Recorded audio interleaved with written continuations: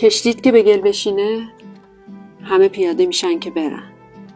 تازه اونجاست که میفهمی همه سوارت بودن نه همراهت. این جماعت ذکر خدا هم که میگن تسبیح میندازن و میشمارن.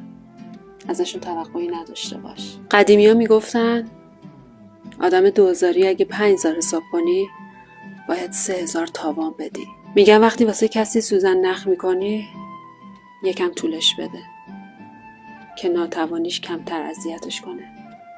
میفهمی که چی میگم؟ خدا قصه رو اندازه طاقت آدم میده. طاقت ما زیاد بود.